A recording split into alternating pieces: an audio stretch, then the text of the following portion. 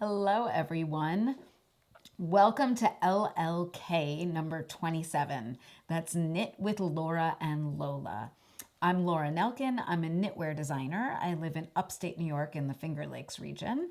And I'm joined by my alter ego, Lola, who is super fun and certainly is going to show up a few times during today's log. Whenever you're watching this, you are in for a treat. I have a lot to share with you. I have been filming these logs for a while, not incredibly regularly, and my husband and I are working on getting them out on a more regular basis. This is the second log I've shot from my new studio. When I watched the log we did 2 weeks ago, I felt like I said a lot, and my husband definitely agreed with me. So we've decided that every time I say in this log, I'm going to get a little electric shock.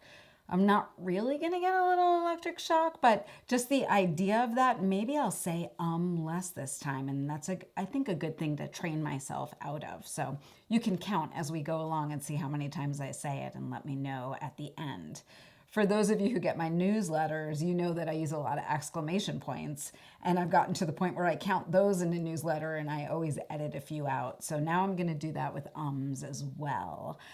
There's a lot to tell you about today. I'm already running out of breath. I'm so excited. I want to tell you what I'm knitting and what's on my needles. I have a story about Luceta that I'm wearing that's really hard to show you. The Luceta necklace that was Lola's Choice Marches kit. I want to tell you about the Knit-a-thon and how amazing that fundraiser is going. And I also have some news about the first quarter knit-along that people are doing in my Ravelry group to just kind of update you on that. And then once I get through all of that, I also get to tell you a yarn shopping gone awry story that I had. And once I'm kind of done getting through all of that, I'll tell you what books I've been reading, what I've been watching, what we've been eating, just kind of a little bit about life. I have a piece of paper here. I have my notes on it. So if I forget the name of something, I can look down. So if you ever see me reading from something, that is what I am doing. Okay, let's jump right in. First up, those of you in Lola's Choice, which is my small knitted kit club, got your March kits. If any of you did not get your March kit by now, unless you're in New Zealand, because I know those take a little while to get to New Zealand and Australia, let me know, and it might be time for me to send you another one because they really should have landed to you by now if you're in the States. The kit for this month was Luceta, which I'm wearing right here. I should have grabbed one to show you guys. My goal for Luceta, we totally sold out of them in the club, which is very exciting. And within the next few weeks, I'll actually be releasing kits. Luceta uses a lucet, and I teach how to use that in the pattern. And what was interesting about writing that pattern is I had seen someone on Instagram using a lucet, and I was like, oh, that would be really fun to incorporate into a Lola's Choice design, like some new tool that works with yarn. And I also give an I-cord version for people who don't enjoy working with the lucet. And I started playing around with it, and I tried, it was like weeks of me playing with a lucet and being like, okay, this stitch looks like that. This stitch looks like that. If I pre-string the beads, they look this way. If I place a bead on a stitch, it looks this way. If I was doing one style of lucet stitch I learned on YouTube, and then I had a book that was teaching me how to do it, and I found that the cord was like twisting around the lucet in this way that I really didn't enjoy. And I felt like the cord itself was getting all tight and twisty, so then I ended up doing some more research, and I found a style of lucet that still had turning but didn't have a twist, and so I played around with that, and that ended up creating a cord that I really enjoyed. So that cord is what I ended up using in Luceta. The Luceta pattern has 2 different videos that are linked into it. One just teaches you the basics of using a lucet, and that's going to go up on my YouTube channel soon for anybody to watch. And the other one is unique to the pattern, and that teaches tips and tricks for using the beads in the pattern and creating the fringe and placing beads. And that's about a half-hour video that teaches that in depth for whoever has one of the kits or patterns and wants to do that. what was really funny, I think, is when we were working on those videos, I refer to a move that I do in the video as clockwise and counterclockwise. It's how I explain which way you're turning the lucet. And as I say those words in the video, I'm showing what I believe to be clockwise and counterclockwise. My husband, after watching those videos, did not agree with me that that was clockwise and counterclockwise. And as far as I understand it, I was turning the lucet as if they were the hands of the clock turning. And he was thinking of counterclockwise and clockwise. I'm probably going to look over the camera at him in a second to be like, is that what you were trying to tell me? As if you were like the clock turning. And I even Googled like, what does clockwise mean? And clockwise in one definition meant turn to the right. And actually when you're turning the lucet, you are turning it to the right. So I still think that I'm correct the way I described clockwise and counterclockwise in Luceta. But if you watch the videos and do what my hands did, it will totally work out for you. It actually even turns out that if you work everything oppositely than I intended you to, it still works the exact same way because what you're doing is not incorporating a twist. So can you guys tell that when I was 16 and I was a teenager and I did something I wasn't supposed to do, I could just keep talking until I would just exhaust my family and they would all just decide I was right and let me get away with it? That's what living with Lola is like in a small, very fun nutshell. That's your little Luceta story. For those of you in the club, I had offered to like give you a little bit more in depth about it. On my needles right now, there's not a lot on my needles. What's on my needles is the next N Club pattern. N Club is my bigger club. There's 3 projects a year. That is a totally secret project. I'm also working on a lace design on my needles right now. And this is some sport weight fin yarn that I used for a cowl that came out this fall called Asilo.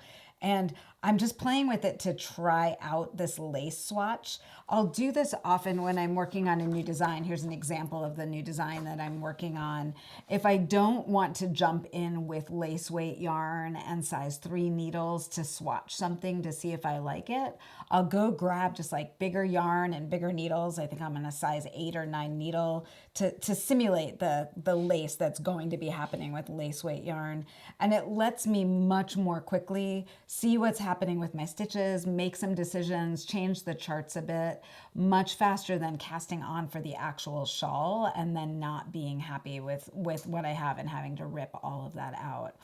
I actually am doing this because I did start a shawl and I got 2 nights into it and decided I really wasn't happy with the chart. It was way too complicated, even for me. And I know if something for me, I have to be that immersed in it, it's going to be a little too much for you guys too. So backing up on that one, not telling you what it's about, just telling you there's like a little rezhuzhin going on, which is fun for me. I love designing so much and I love designing lace. So I'm really into this project. The other thing I'm working on is a summer top that's going slowly, but I feel like it's going to happen. I'm hoping that we'll get to have a knit along for it, but the weather already changed here. I feel like we just hit summer, although I know it's only the end of March and summer is a while away. I did just order a wetsuit so I could get my paddleboard out on the water a little earlier than I could last year. You just need a little protection in Cayuga Lake to get in the water. So summer is coming and I am excited. Other things coming, some mystery knit along, and I told you about that in the last log. It is in testing and tech editing right now. I am gonna have kits for it, and my goal right now is to have that all launched before April 15th. So that is my goal for the mystery knit along, and I'm not sure what the cast on date is going to be quite yet. It's going to be in May, that cast on date for the mystery knit along. But I want to have time for kits to get to people, especially around the world. So that's the goal for launching it. It's going well. I'm very excited about it, and I'm hoping to knit one with you guys because I really enjoyed knitting this one so much. My testers are having fun right now.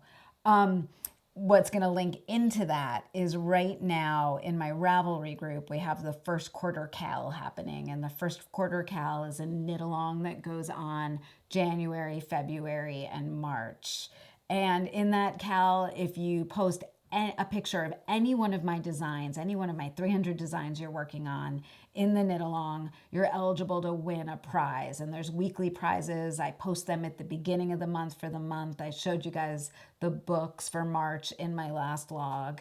And I decided this morning while I was working on what I was going to tell you guys today to extend that knit along 2 more weeks. So I'm going to extend that knit along to, I think I decided like April 12th or 13th, around there. So the middle of April. And what I'm going to do for the giveaways is, because the books I'm ordering and shipping to you guys, I'll just use those same books, and the winners in April can choose one of those books. So if you're somebody who won in March, that means you could still win in April. You can win twice in the knit along, and you can just choose another book. So that's kind of awesome and fun. Oh, I said, I'm so busted. Like, zap. So those books will go on for the knit along. And then the final bit of the knit along is, to win the grand prize in the knit along, you have to have finished 4 projects. As of right now, and I'm reading my paper because this is all written down, there are over 800 entries in the knit along, and 615 of those are already finished. Then there are 38 people who've already finished the Fab Four, which means they've finished 4 projects, one which is a charity project, one which, and then the other 3 which are cables, lace, beads, or brioche. So of those 4 categories, 3 things that fit into those categories. Every year I try to make this less complicated, and every year it's so complicated it's hard for me to explain. So my goal next year for the first Quarter KAL is to make it even simpler. I might get rid of the Fab Four thing next year and just go for single projects. But the winner of the Fab Four, so whoever gets 4 projects done and posted by, let's say April 15th, just to go with a nice round number, by April 15th, is going to be eligible to win one of the mystery knit along kits. So whoever that winner is going to win one of the kits. I was kind of like, what is the prize going to be? And I think that's a good prize and really links into that knit along really well. It's been really fun to see you guys finishing so many knits and seeing the way you style things and the way you wear them and the yarns that you're choosing. If you're in any one of my clubs, it's a great time to get some of your kits done and get them posted. I think it's fun for everybody to see how prolific we all are as knitters, right? It's a blast for me. I said again. I felt the little shock. That shock needs to be a little stronger, I think. Next up, my yarn mistake. So in the last log, I was telling you guys that I'm working on a sweater for Max. And I have some Harrisville nightshades that's going to be the body of the sweater. And then I showed you this yarn from Spin Cycle. It's upside down and backwards right now, called Dream State. And the Dream State yarn is a worsted weight yarn. It is dyed fleece that is then spun, so it kind of like simulates hand spun, hand dyed yarn, but it's done by Spin Cycle, and it's done in a mill by machines. And it's really cool for color work because it creates kind of like this varied colored field without you having to change colors at all. I did a hat with it this winter that I absolutely love, so I know I wanted to use that for him. And I found out that Spin Cycle was releasing a new yarn called Nocturne, and they were doing it on like a gray base. So they were dyeing gray fleece instead of white fleece. And you can see when you look at the 2 of these, this is like much more muted. And I thought that would be really beautiful for Max's sweater. And so when the Nocturne was going live, I was like on it. They do yarn releases once a week on like Thursdays or Fridays at noon, I think. And I thought I read that it was the same weight, that Nocturne was the same weight as Dream State.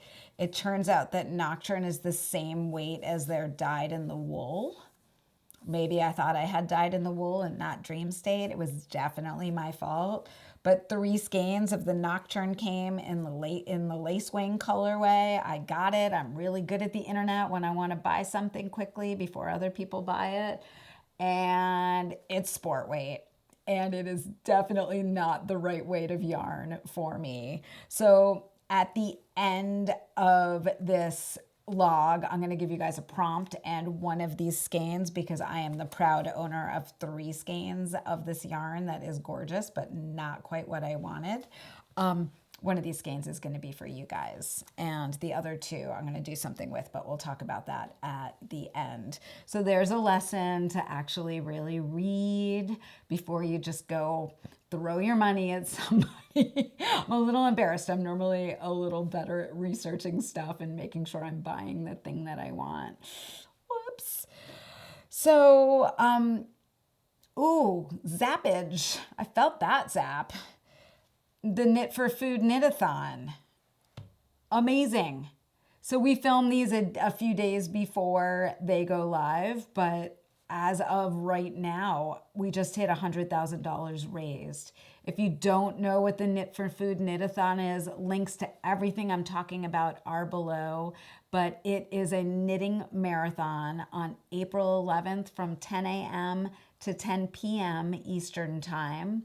And we are knitting to raise money for food insecurity and hunger in the United States. So the funds raised are being split between 4 organizations: Feeding America, No Kid Hungry, Meals on Wheels, and World Central Kitchen, which means as of right now, we're able to donate $25,000 each to those 4 organizations. Any of you who want to, I said again, any of you who want to join in, it is never too late to join. You can join the day before. We'll be fundraising up till 10 p.m. the day of the knit-a-thon. And then, and then I'll announce the final amount, and checks will be cut that week and sent out to the 4 organizations. I cannot tell you, I could cry right now. I am absolutely thrilled. This is an idea I had in the shower last fall where I was like, we should do something. And what could we do? And what if we all knit for 12 hours and use that to raise money? And it's snowballed into this incredible project with so many of us. And I think what's very, very important to me about this is that I not center myself. Like, this is not me doing this. This is all of us together raising the money and making the action happen. And I come up with ideas in the shower. That's what I do. And then if an idea keeps niggling at me, then that's the idea that I go with. And this one I didn't really let go. I kept being like, oh, I don't have time, or I had 100 excuses why it was too complicated. And I finally wrapped my brain around it. I actually found some people who had done a knitting marathon using the fundraising site that we're using, Give Butter. They did it last August. They're going to actually come on the Zoom for the knit-a-thon, and I'm going to get to talk to them about what they learned when they did their knitting marathon. So I met with them. They shared a ton with me. That knit-a-thon was called Knit for Change. I'll put a link below so you guys can check out the work those girls did. It's absolutely incredible, and really they paved the way for me to be able to do this. So I'm really thankful to them. One thing I'm doing is, you might be wondering what this is right behind me on Goldie. Goldie's looking very dressed today. She's not normally this dressed. She normally shows a little more of her Goldie skin. She is wearing Contexta Afghan. Contexta Afghan is an Afghan that I designed and knit for a class that I did with Craftsy a bunch of years ago called, I think it's called Knitting Texture Knitting. I'll put the link below. I can't even remember what it was called anymore. But it was a class where I taught you how to knit these textured octagons and then put them together as either a scarf or a blanket.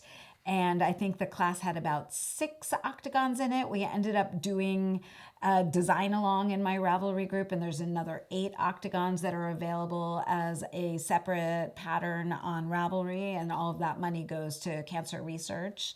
And I am going to donate this Afghan.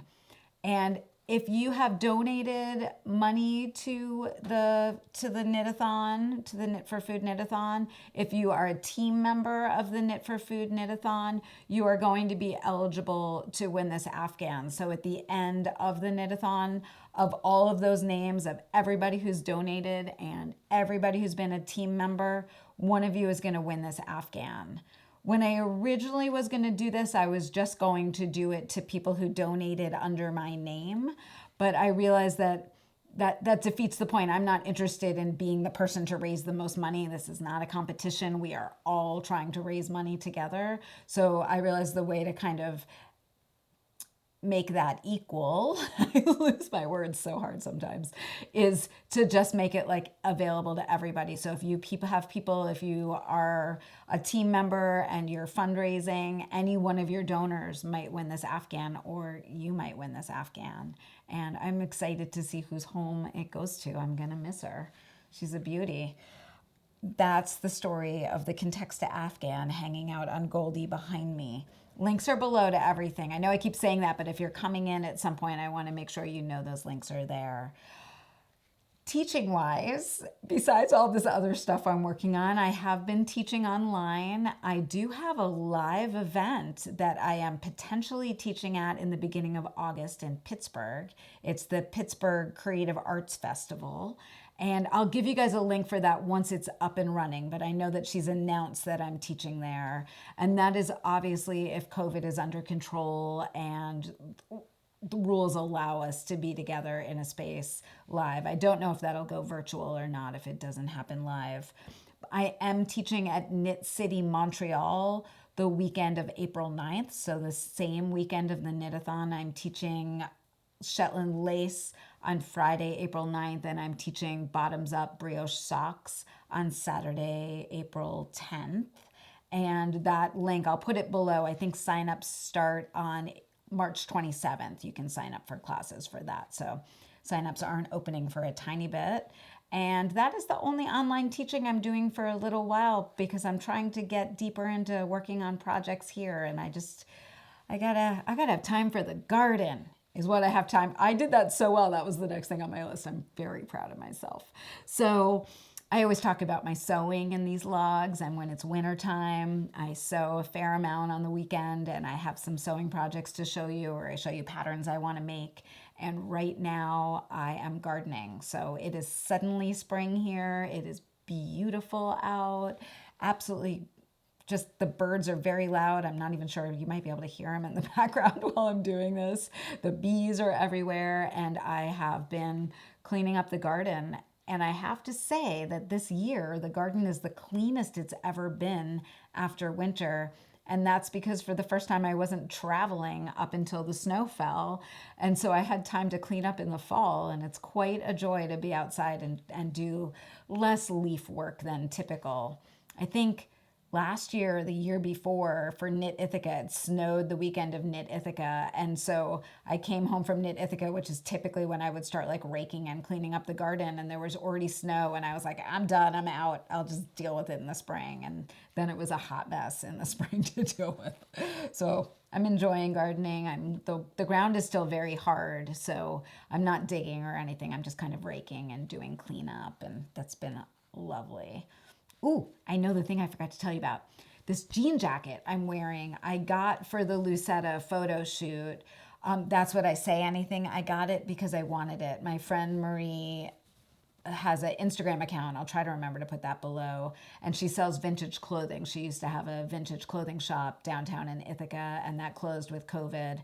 So now she's selling her collection and things that she finds through Instagram. And she had this denim jacket on, and it's like a vintage early 80s Levi's jacket. And the reason that I'm going like this is because it has no spandex in it, which I'm not used to with denim anymore, but it's also why it's in such good shape because spandex breaks down over time. And this is just like your classic cotton, heavy duty jean jacket. And I'm psyched to have it for spring. And underneath that, I'm wearing a shirt I didn't end up wearing for the photo shoot because the orange ended up being too bright for the photos. I didn't love the green against it in the photos, and I ended up wearing kind of a sage green knit top. But I got this shirt quickly in Trumansburg at our local charity shop. I kind of went in to be like, do they have anything that's going to work with Luceta? And, I had my mask on and I was shopping like very quickly because I didn't really want to be in there, but I wanted to look for something and I didn't have time to sew it. And so I bought it and I didn't love the way the sleeves were at all on it, but I loved the color of the orange. And I was like, well, that's okay. I'm going to wear my jean jacket on top of it. We're totally good. And then I came home and decided it wasn't great. And then I think that night or the next night, my friend Debbie posted this video that Dolly Parton did with this shirt that she wore that was perfect for vaccinating. And I want to show you, I feel like I'm so like in tune with Dolly Parton right now. Just kind of the awkward bit of the log. Check this out, you guys. I've got a hole. When I'm ready to get my vaccine, when we're eligible in New York State, I am not going to need to roll up my shirt to get my vaccine. And I don't know if you've seen that Dolly Parton video, but she sings vaccine, vaccine, vaccine, vaccine, just like that. And I clearly can't sing like Dolly Parton, so I'm gonna spare you that. So that's the story of my orange vaccine shirt that I am not getting rid of anymore because I've got a hole to get my shot. I'm very excited to get jabbed when our turn comes up. New York State, we're just not there yet. It's not our turn. Soon. I hope you guys are getting it if you have the opportunity to and you feel ready for it. Entertainment. If this isn't entertainment enough, let me give you more. So reading, I have been reading a lot lately. I've been staying up late and reading and very much enjoying that. I just finished The Four Winds by Kristin Hannah. I was looking down to make sure I got the name right. The Four Winds, if you haven't heard about it, she wrote The Nightingale, which was set in south of France in World War II. She wrote The Great Alone, which was set in Alaska, that a lot of people on my cruise read before we went to Alaska. And The Four Winds is set in Texas during the Dust Bowl storms that happened during the Great Depression. I think they were part of the start of the Great Depression and then continued on through the Great Depression. And it's a story of a family and how they end up having to get split up, and some of them leave and go to California, and kind of the strength and resilience of this mom and her two children as she tries to keep them safe and help them survive. And I don't want to give too much away. It's incredibly well researched. It's incredibly well written. I bawled like a baby at 2 a.m. at the end. The end is not uplifting. So I'll say that so you know that ahead of time. But I would highly suggest it as a great read that will teach you a bit about history and a fair amount about humanity and survival.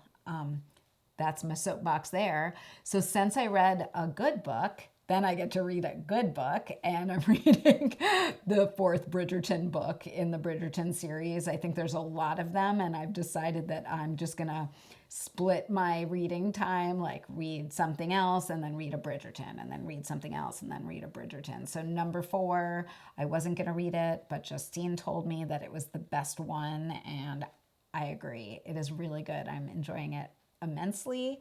And after that, I've got 2 books lined up. One is I'm reading it so I don't get it wrong, The Lying Life of Adults by Elena Ferrante. Elena Ferrante wrote the Neopolitan series, which is set in Italy and follows a few women from their childhoods up through their adulthoods. I read all of them a few years ago now. I think I listened to them while I was working on kit building. Really enjoyed them. And this book gets excellent reviews. When I was reading about it, I was like, that sounds right up my alley. So that's on my list. And then a book called Detransition Baby, which is, I don't know that much about it, but I think it's about a trans woman and a cis woman and one other woman, and they all decide to have a baby. I could be completely making that up, but it looked really interesting. So I'll tell you more about that once I get into it, because I clearly will have a clue then if I'm reading it. And I still have Once and Future Witches queued up to listen to. I just haven't gotten to that yet. Eating. We eat every day. I will admit that red lentil smoky soup stew that I gave you the recipe link to last log, we made again, and I made a lot of it, so we had it to eat. And then the other night, my friend Debbie was like, we made the Brazilian cheese bread you told me about, and it went great with the red lentil stew. So the other night, we made the Pao de Queijo. I said that correctly with Brazil, it's Pao de Queijo in Portuguese, sorry. And it's also known as Brazilian cheese bread. So if you are going to Google it, if you Google Brazilian cheese bread, a few recipes will pop right up. What Pao de Queijo uses is tapioca flour. So if you're somebody who's gluten-free or you don't eat a lot of flour, you use tapioca flour for them, and then it's egg and milk and cheese and some salt.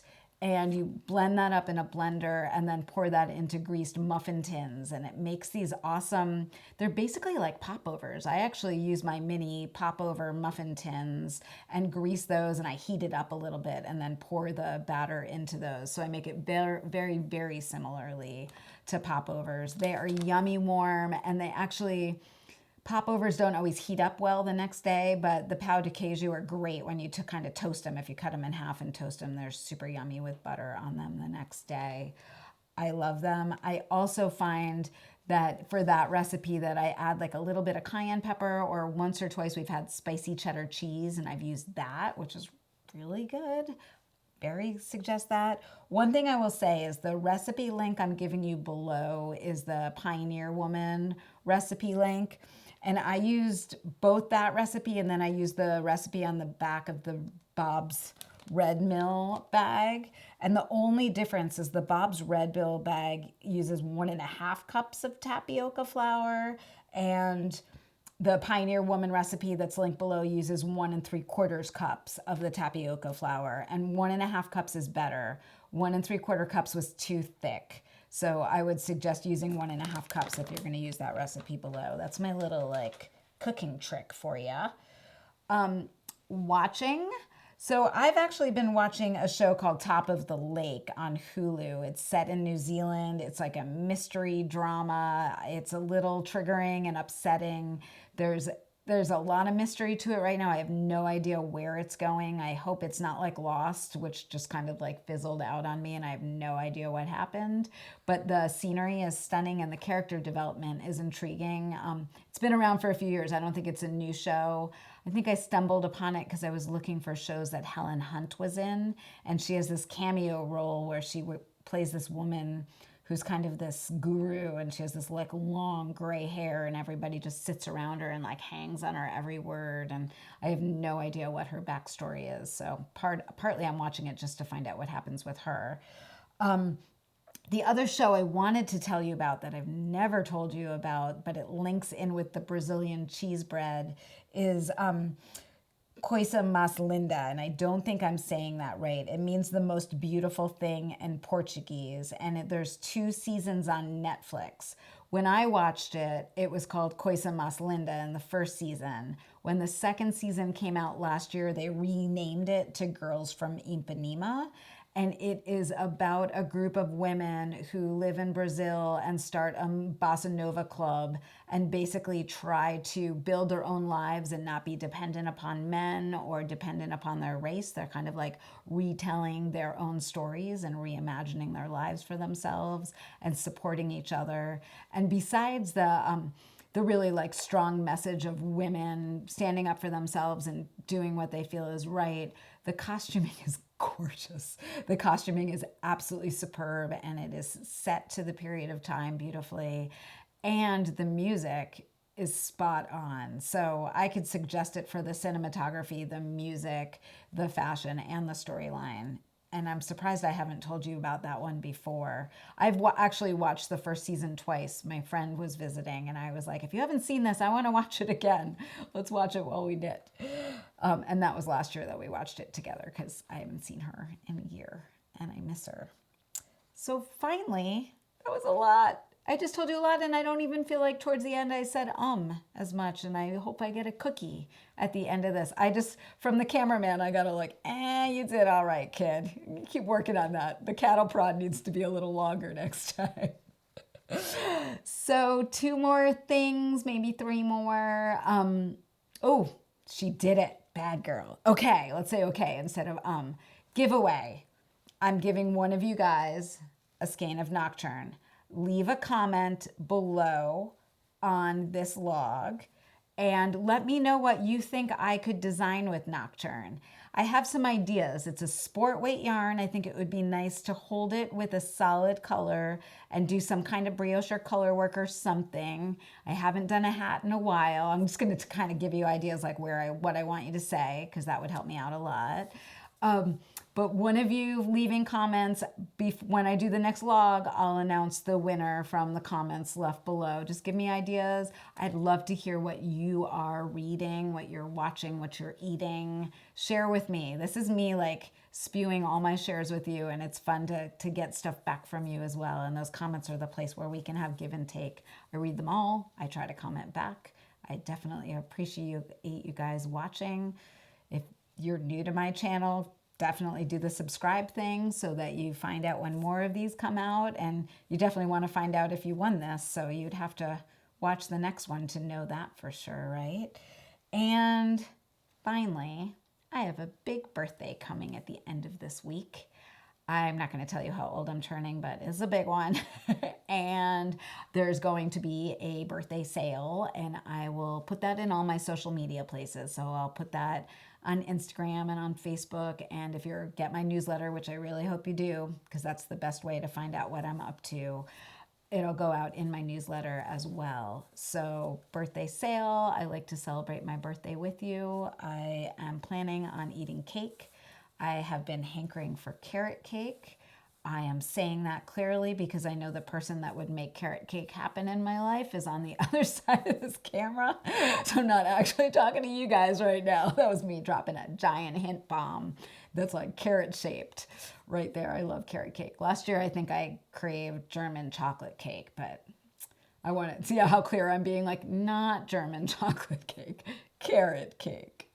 Thank you guys so much for watching. Don't forget to subscribe. I so appreciate hanging out with you. Have a good week.